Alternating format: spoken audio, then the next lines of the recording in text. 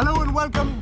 I'm Rajdeep Sardesai from CNN IBN. And I'm Monita Rajpal of CNN International. We'd like to welcome all of you to a very special and the very first co-production between CNN International and CNN IBN. That's right. We're here at the Purana Qila in New Delhi.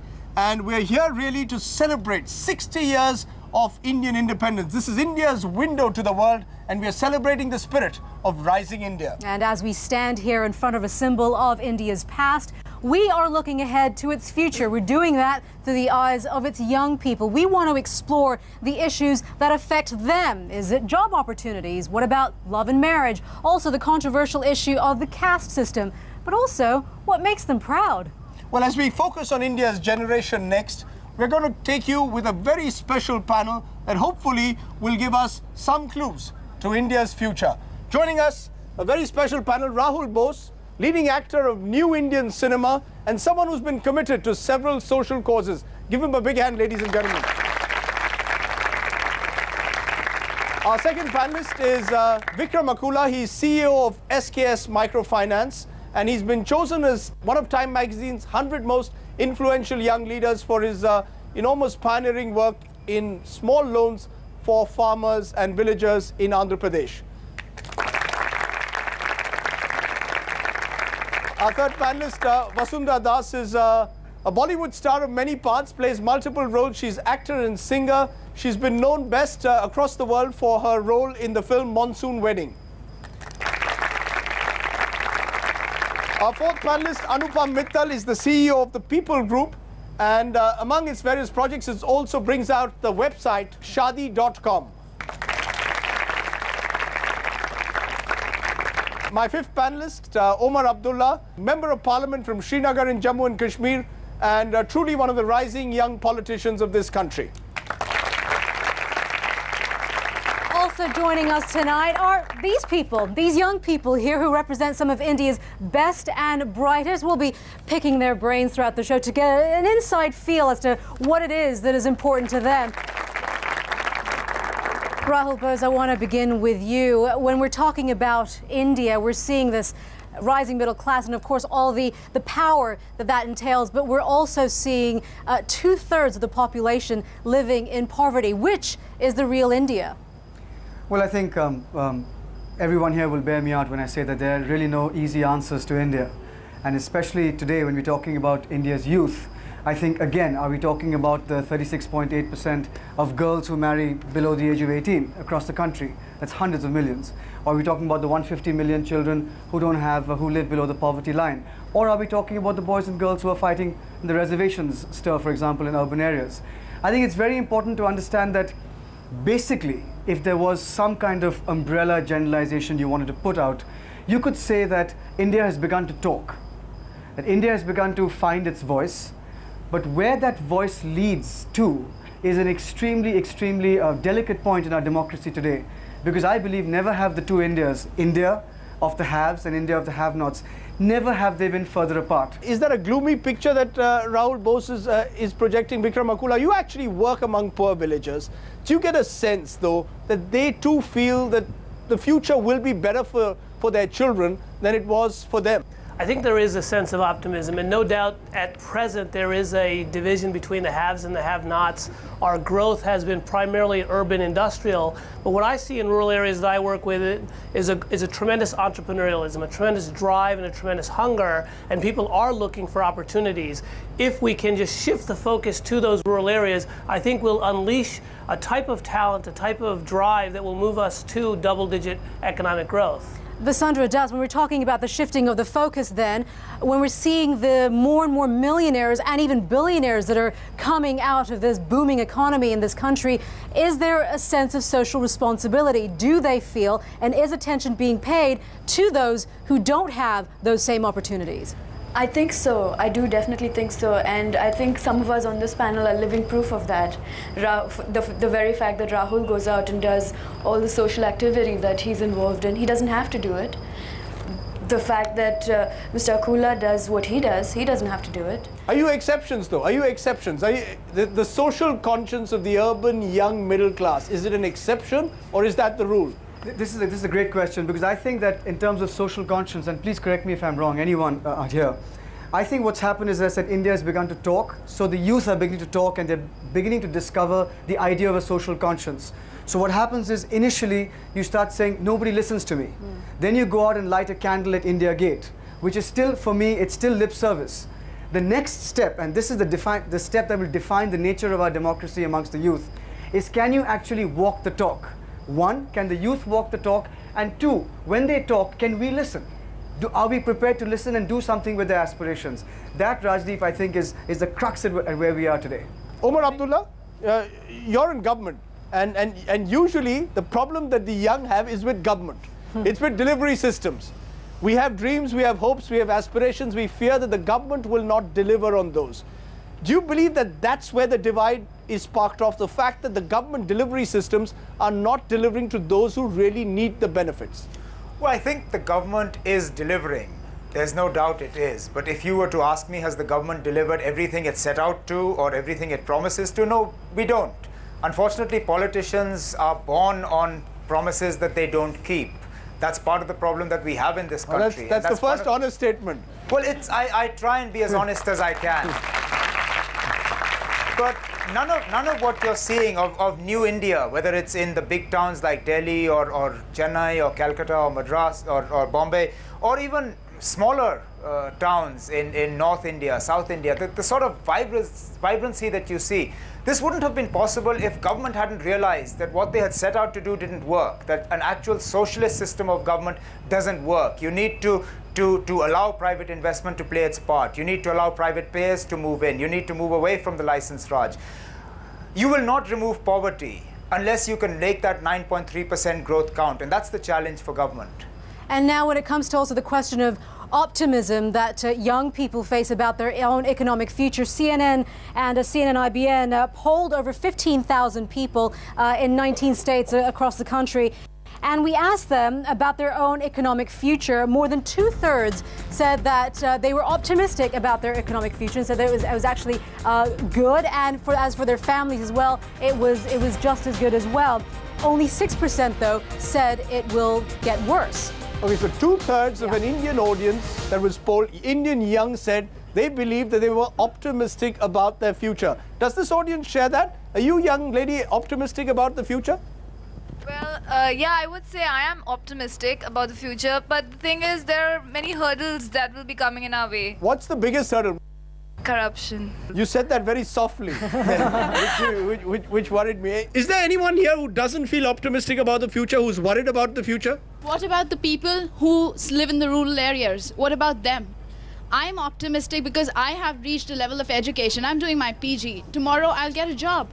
But then, what about those people? Are they optimistic? That is what counts. Vikram, you want to quickly respond to that? Sure. I think in terms of the rural areas, I think we're underestimating how much economic potential is there. I read a statistic the other day that barbers, tailors, and dhobies, washer people, contribute more to the GDP in the state of Andhra Pradesh than the IT sector. I think we are discounting how much possibility there is in those rural areas, and I think it's not just social conscience that needs to make that change, but it's rather the way the private sector looks at the rural areas, not as a dole, not as a place that needs welfare or benefits, but a place that can contribute to the economy. Well, when we're looking at the young people as a booming consumer market, if you will, if we're looking at it from the urban perspective, we also conducted another poll when it came to internet usage, which of course is a huge medium for consumers as well. And we found that only 3% of India's young people surf the internet every day. Now, it doesn't sound like a huge amount, but we're talking about 3% of 550 million people. That comes to around 17 million, so not too shabby. Now, if you add those who use the internet just a few times or a few times a month or a few times a week, that adds up to about 67 million people, more than the population of the UK and France. So when talking about their potential power as consumers, I want to actually get a sense of a show of hands over here. Who uses the internet every day? Yeah. Every day? Every day? Yeah. But in terms of the sense, do you feel that you hold the power as a consumer market, part of the consumer market? Yeah, we definitely hold the power for the consumer market. But as everybody said on the panel, that not just but everybody in India, even the people living in the rural areas, each one of them counts. So it's not just us, but also all those people living there. What about in terms of marketers, when they're looking to all of you as real targets for their business as well? What do you think it's going to take for them to really get your attention? We can have the example of McDonald's, what they're doing here in India. They are completely, they have to Indianize their, which the normal example can be Mac Burger, which they are doing in India. They are actually, I think, facing a lot of problems in India. I mean, the culture here is completely different. They have to fight it out. I mean, seriously. Bottom line, there's no other country in the world that McDonald's has changed as much to compete as it has in India. So we've conquered McDonald's. McDonald's hasn't conquered India. I think that's the sign of the times. That's the real story. But Anupam, you run a website, and when you look at those figures, 3% of Indians today use the internet. Certainly not enough in relative terms. Can India get to that level of, say, 50%, which is the state in which is what it is in the United States? Do you see that happening? Before I answer that question, I must say that the internet as a medium is going to be one of the most liberating mediums in this country if we get it right. But there are a lot of challenges both on the demand side as well as supply side. So for example, on the supply side, we've got huge issues in terms of broadband constraints and pricing. And I fundamentally believe that unless you get broadband prices and the price of a PC down to a point where an individual is paying $5 to $10, 400 rupees a month in perpetuity, maybe on a finance plan, you're not going to see the kind of mass adoption that we need to drive internet penetration in this country. So that's just one side. On the other side, on the supply side, people just don't have enough reason to get on the internet. We don't, as many surveys and polls as we do, we always find the feedback is that there is no reason for me to get on the internet per se. What's the point of getting on the internet? Oh, hang on. This is an audience which just now all raised their hands when Monita asked them whether they use the net every single day. I'm just going to get a quick response to that. Why do you use the internet every day? I use the internet because I just chat. I don't really surf the net and go on online and just check about various stuff. I usually go on net for chatting. Okay, you go on it for chatting. Okay, since she's spoken about chatting, there's one thing that Indians chat a lot about increasingly, young Indians in particular, that's love, which is Love India Style. And since Anupam heads a matrimonial website, shadi.com, we're going to look at love and marriage in the 21st century for India's youth. You're watching a very special show, CNN, IBN and CNN. This is India's Generation Next.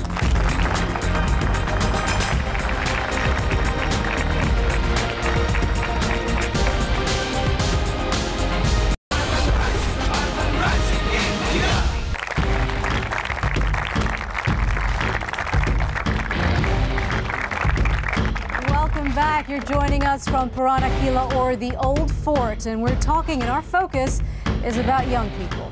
Okay, let's turn to a topic that interests young people across the world, and particularly in India, love and marriage. Anupam, I want to ask you that question. Have values really changed today when it comes to young people? Are they looking at marriage as something as important? Is it an independent choice for them, or is, like before, are families very much involved? They do now want to exercise more choice in choosing a life partner than they did before, but they want to do it with the blessings of their parents. And hence you have solutions such as online matrimony, which provides that kind of medium. So we're not seeing dramatic shifts if you had to generalize across India, but if you had to kind of divide up India, then yes, there are shifts in certain areas. Are we becoming economically radical and socially conservative? Is that the way we've always been, Vasundhara? That we've been a country which is socially conservative, and Bollywood, of which you're a part, sometimes reinforces those stereotypes. It definitely does. And I think here again we have two distinct different kinds of people. I, for example, am brought up in a situation where my parents have said that my choice would be their choice. We have a lot of this consensus as well as the kind that Anupam is talking about, where there is still that element of respect. We respect our elders. We still have relationships with not just our immediate families, but also the larger family, the grandparents, the uncles, the aunts, everyone has a say. So we're definitely a society that's taking a step forward, but is holding on to something really dear. Yeah, we're talking about the polls as well that we conducted, a youth survey that we conducted there that said 58%, that's over half the people that were surveyed, said they still would prefer an arranged marriage. Now, a quarter of those surveyed had said it was okay to marry outside of the caste. Now, we will be talking about the caste issue a little bit later on, but of course, that would mean that 75% is saying, no, you need to stay within your own caste.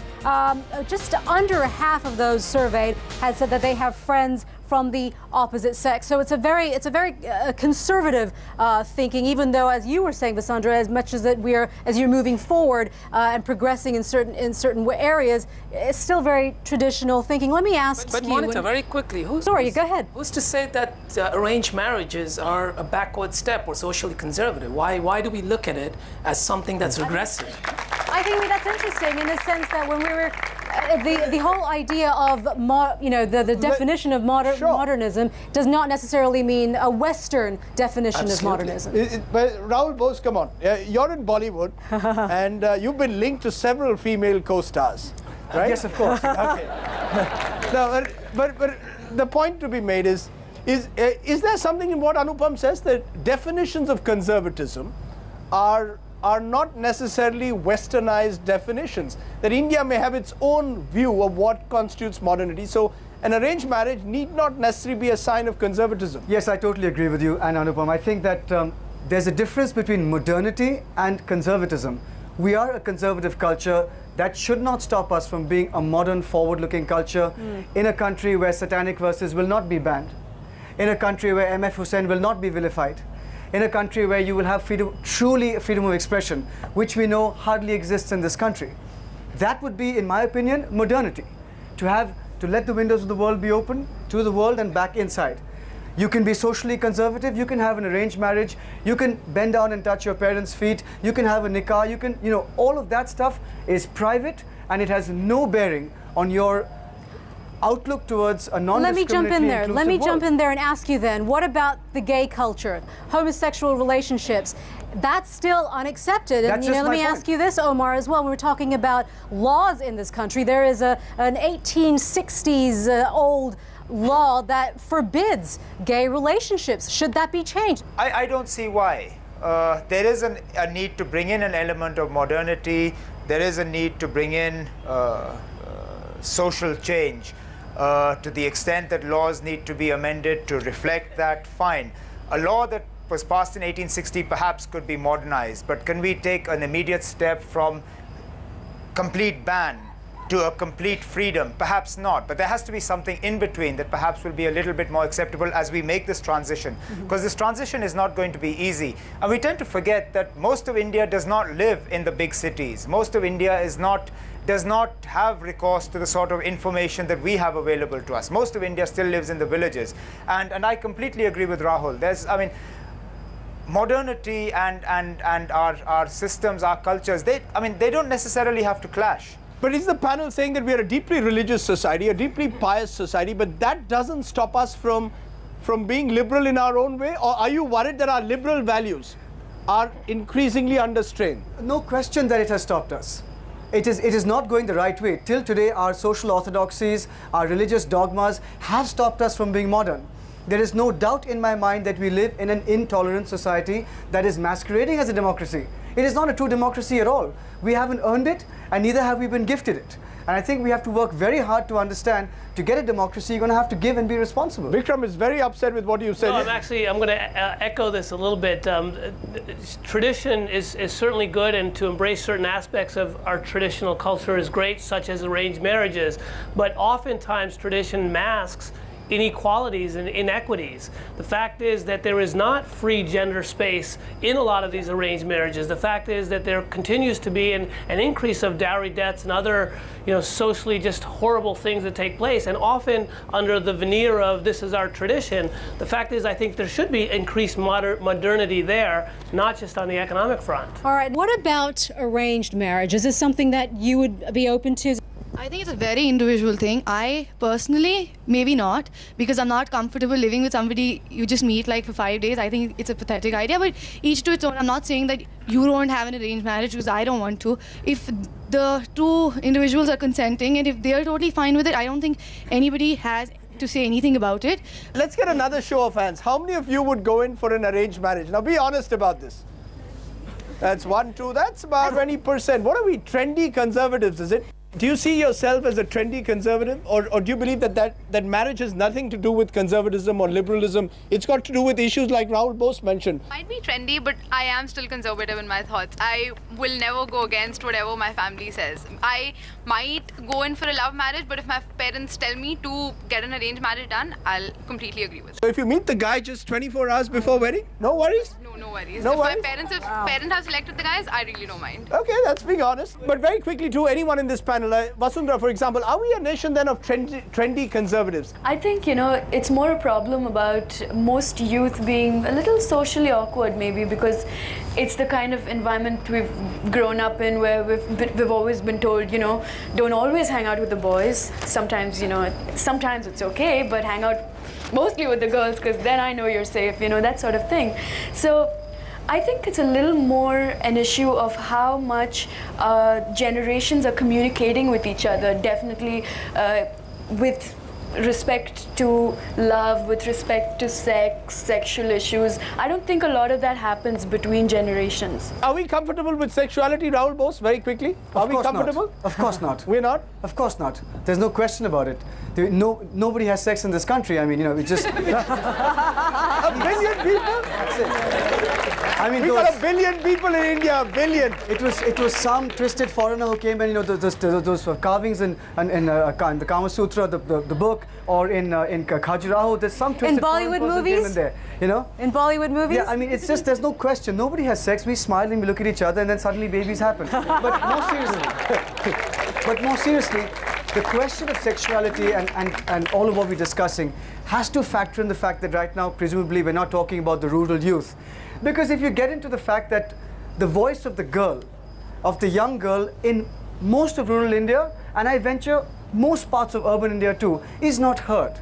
In issues of modernity, sexuality, education, if the fact that she wants to play a sport, she wants to wear a pair of jeans, she wants to read certain kinds of books, most female voices in this world, leave alone India, are muzzled. Is there anyone who wants to quickly respond to that? Times are changing today. I mean, in my family, the kind of openness that exists, I'm given the same amount of freedom as my brother is. I mean, yeah, who'll get the property? Who'll get the property? The guy or the girl? Who's going to take over? Who's seen as the heir to the throne? I'll earn my own money, and so will my brother. So probably my parents should give it over to charity. Seriously, Okay. I mean, I don't want their money, and I'm sure he doesn't. Okay, all I can say, more power to you and more power to your parents. When it comes down to it, there's a lot of choice, and that was the one word that really stands out in this discussion. When we come back after the break, we're going to talk about a very controversial issue. Is it about division in society, or is it about social definition? We're talking about the caste system in this country. We'll be right back.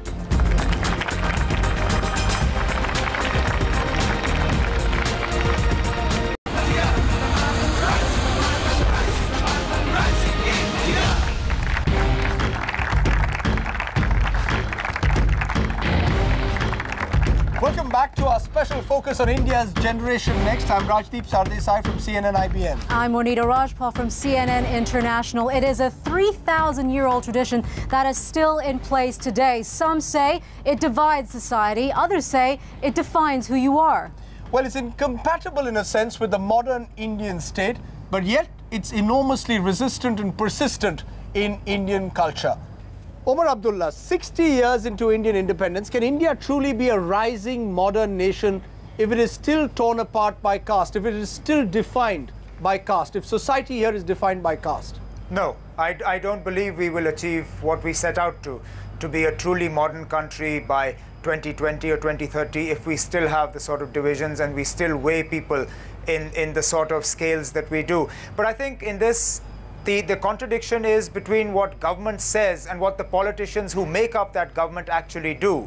Because on the face of it, the government talks about how casteism is something that needs to be eradicated and how casteism is something that needs to be done away with. But then you have the politicians who form that government, whose vote banks are made up of this caste system. I had a colleague of mine who, about the Uttar Pradesh state, remarked that in UP in elections, you don't cast your vote, you vote your caste. Now that is essentially the problem that we deal with. And yet nothing can be done about it? I believe something. As a young politician in India, do you feel helpless when you say that to an audience like this, but know that in Parliament you can't even, you can't really say that and get away with it? No, I believe I can say it and get away with it, and I think there are some like me who can. The voice is not nearly as much as we would like it to be, but I think it's growing. So then do you, Vasandra, let me ask you this. In a lot of societies, whether we like it or not, actors, singers, those in the entertainment industry have a louder voice, no offense to Omar, louder voice when it comes to who is listening to them. People, young people in society would rather listen to what you have to say. So is the responsibility, does it lie with you and those in the entertainment industry? Rahul, you can chime in on that as well. It definitely does. People are looking at the entertainment business, especially movies in this country. And if you look at, for example, a film like Lagan, there was a little bit of empowerment there towards the end, you know, where one showed that someone from a lower class can actually deliver and can live up to certain expectations. So, to a large extent, yes, people do look at us, but at the end of the day, the caste system is something that's been around for so long. It's much more difficult to get people to understand that, you know, there has to be a change. It's a very difficult thing to do right now. But can you not change it, Rahul, with actually a very loud voice within the films, as Vasandra was talking about, within, you know, pop culture in itself? You can change it, can you not? I don't think there is a caste system the way we understand it in the rest of India in the entertainment industry. I think there it's talent that counts, or charisma, or like me, bribing directors to get roles. But aside from that, no, quite seriously, I think, Omar, what you were saying just now, the only way to melt this, and it'll take perhaps hundreds and thousands of years, is education, education, education, education. Right, but when we say education, are we looking at India as a static society, or is it a society that is rapidly changing? Vikram Akula, you work in rural India, and traditionally we will say the caste system is thriving in rural India, while in urban India it's melting away. Is that true? The caste system is still thriving in rural India. It is still a scourge. It still tends to dominate all relationships, from economic relationships to social relationships. And maybe in the urban areas you're beginning to see some movement, but even there I think it's still a force. But clearly in the rural areas, this is the single biggest obstacle we have to becoming a true democracy.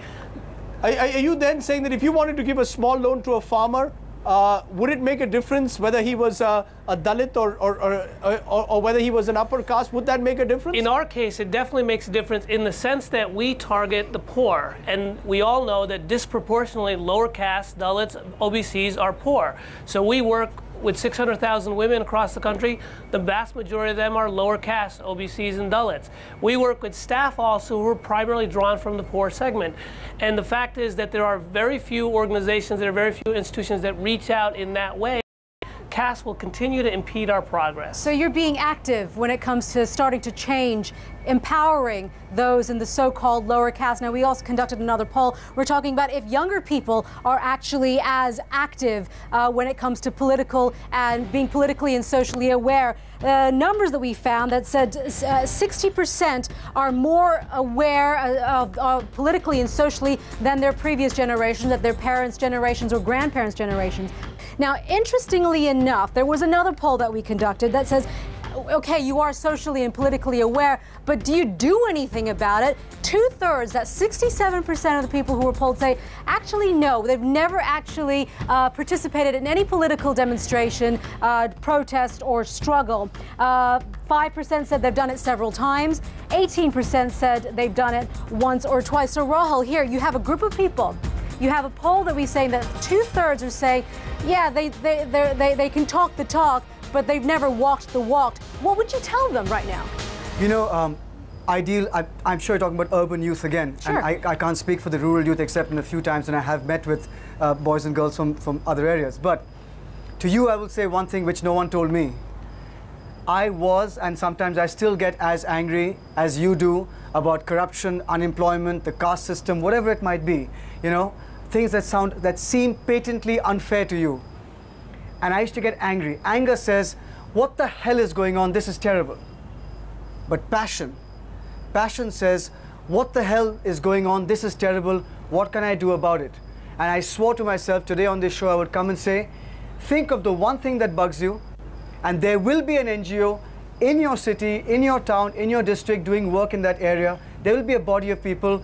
Go to them and start working with them and see how powerful you feel. Omar, do you listen to your young constituents? Would you care about what they have to say? Yes. And no, not just listen, but actually do something about it and listen and take it to heart. I wouldn't be re-elected if I didn't. The majority of my constituents are young. They're 50 and below. If I ignored their voice, if I ignored their concerns, if I ignored the problems that they faced, I wouldn't be able to go back for re-election. But the bottom line is, are a majority of the Indians wanting to get into public life? Do you want to be involved in some way in protests and demonstrations? Let's have a show of hands. How many people genuinely want to get involved in some form of public life? That's an 80%. Yeah. So maybe they're willing to walk the talk finally. Maybe they are. But are they really? How many of you would come out on the streets or demonstrate if there were other issues which didn't concern you? Yes. Yeah, of course I would go and I would participate. Come on, I mean, we are the youth and we have a responsibility towards our nation ultimately because what is it going on the street? Is it just lighting a candle in one particular instance, in one particular court case? Would you go out and get involved in public spirited campaigns, environment, other issues that may not directly concern you? You know what? I want to become the Prime Minister of the country. I really want. Really? All right, let me ask you. That's let me find out here. Do you feel, though, you actually have a voice, that your voice is powerful? What issue is more important that is actually worth for you to go out and protest and go against what others may be saying? You shouldn't be actually, you should just be quiet and listen to what the government has to say. See, I feel that we are all sitting over here, we are a privileged lot, but then at the end of the day, it matters when you're on the field. However, at the same time, I think that we're talking about caste system. It is all about utility. Caste system in today's societal environment has a utility. That's why it exists. But does it not cause divisions? Does it not cause It does. It's because it serves individual. What utility does that? It's because it serves individual purposes. Omar Abdullah, you want to interject? Yes. I had just a very basic point to make, which is that instead of taking the question of how many of you would want to participate in a public protest, my simple question is how many of you have actually gone out and voted in an election? Because that's where you really make a difference. I'm saying there are a lot of them who are quite willing to put their hands up for a public protest, but will not go out and actually cast a vote where it really can count. Okay. Anyone wants to challenge Omar Abdullah on that? Yes, the young man there. Yes. You have a choice when you go out and vote. You don't feel that all politicians are terrible. We don't want to vote any of them. I would go into the voting booth. I would see through the list. At least I will make an effort to go to the voting booth, see through the list. If I don't like anything, maybe I can walk out without voting also. Okay. When we come back here from Purana Kila, we're going to be talking about something. You've heard of this thing called brain drain. Well, there's something now called the reverse brain drain. We'll explain when we come back.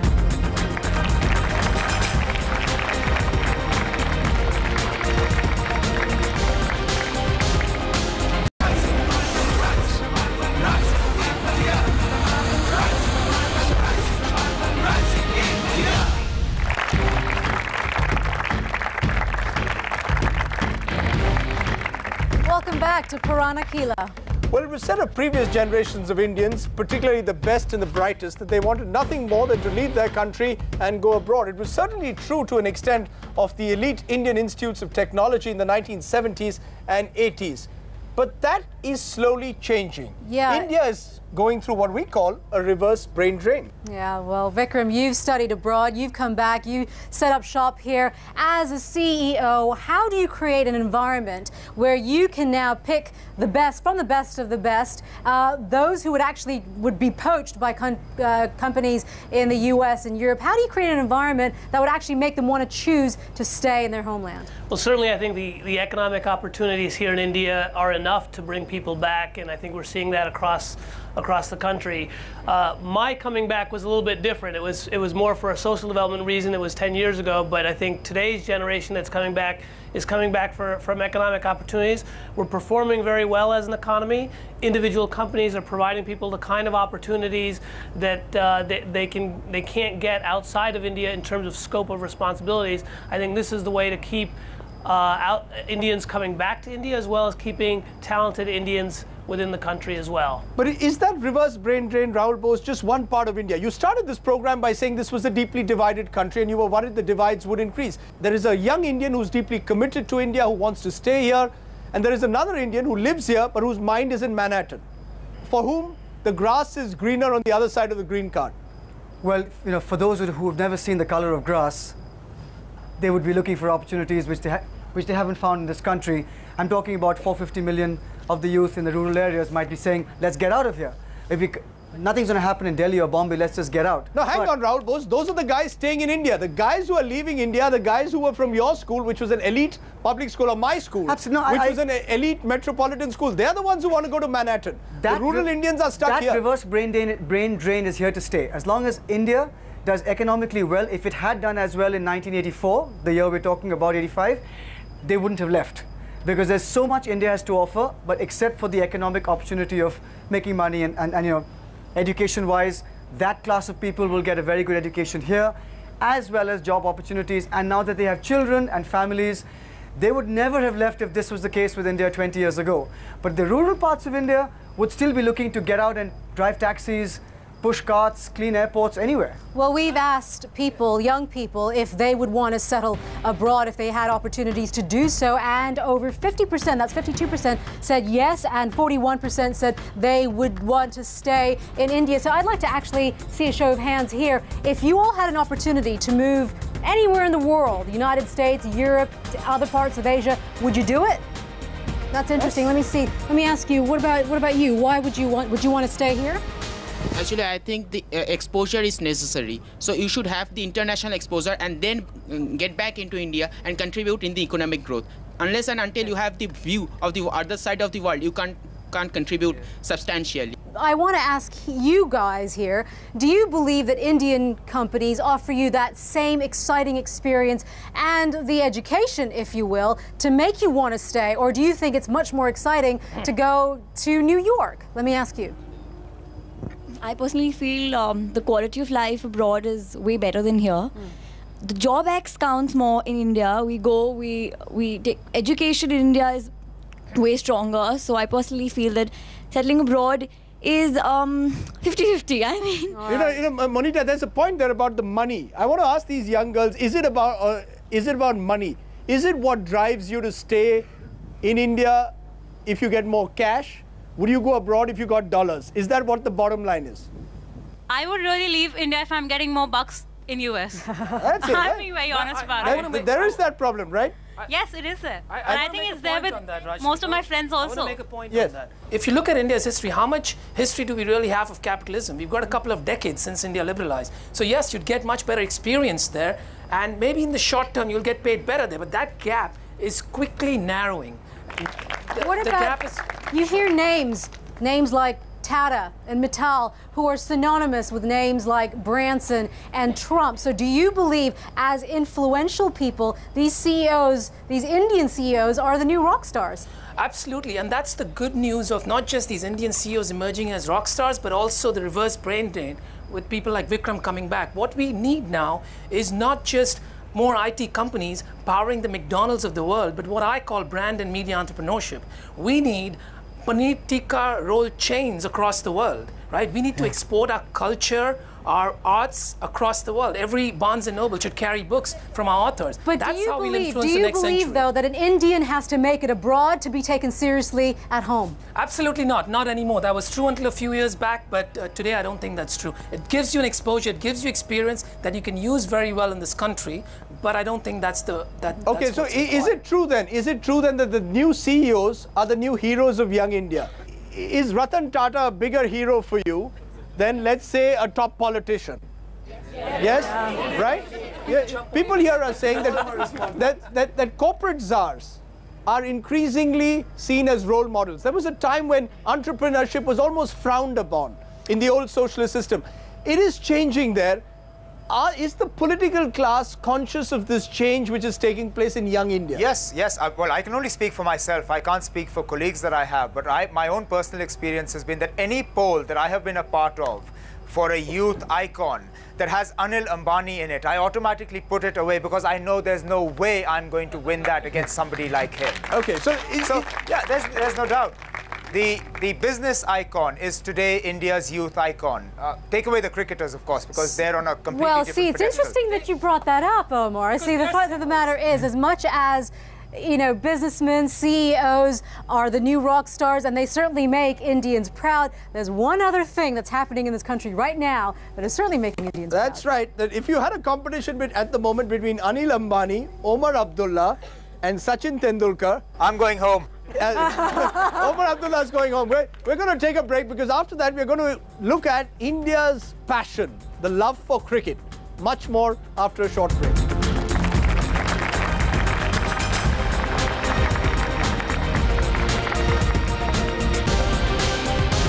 This is CNN IBN.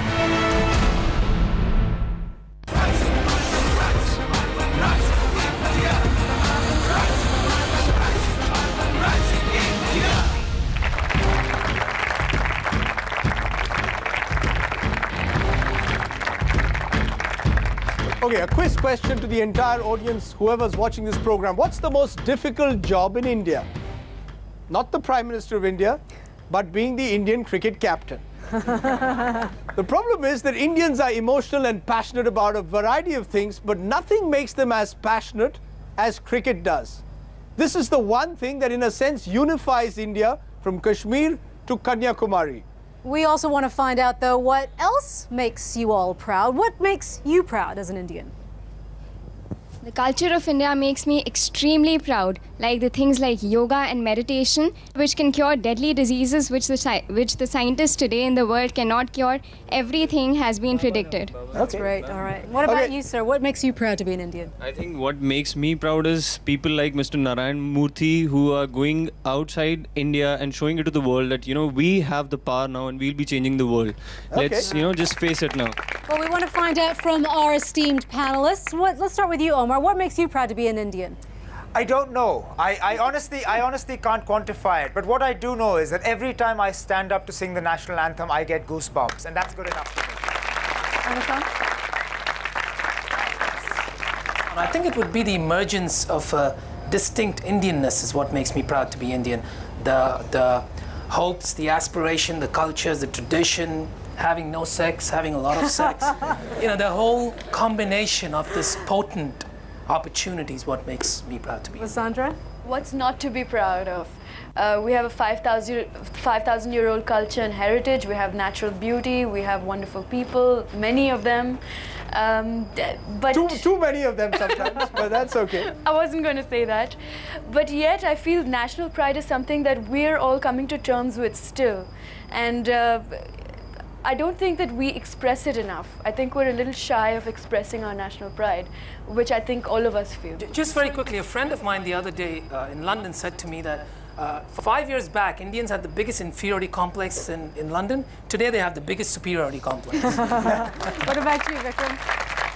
There's two things that make me proud to be Indian. One is truly our diversity. Culturally, religiously, we are a magically diverse country, yet we bring it all together, and that makes me very proud. The second thing will really harken back to what Gandhi said, which is that India is its villages, and I spend a lot of time in these villages, and truly there's a genuine spirit that I think makes me proud every time I'm there.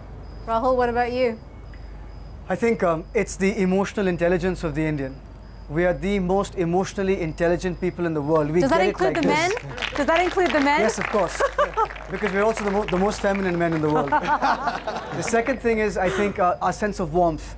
It just takes 2 or 3 minutes to break the ice with any Indian anywhere in the world, even if you aren't Indian. And the last thing is our sense of duty, where the railway signalman gets up at 4 o'clock in the morning. He hasn't been paid for 3 months, but he goes and changes the signals because there's some sense of duty there. All right. Well, that's fabulous. Yet that's our show. I'd like to thank all of you for your thoughts and for your opinions. But most of all, I'd like to thank all of you, members of Generation Next, for being part of this and sharing your thoughts and your opinions. After all, this is your future. This country is up to you. That's right. And if India has to go ahead, Generation Next has to take it forward in 21st century. Thank you all very much for joining us. We can celebrate the past with the magnificent Purana Killa behind us, but we've got much to look forward to in the future. India brings together the past and the present like no other country does. Thank you.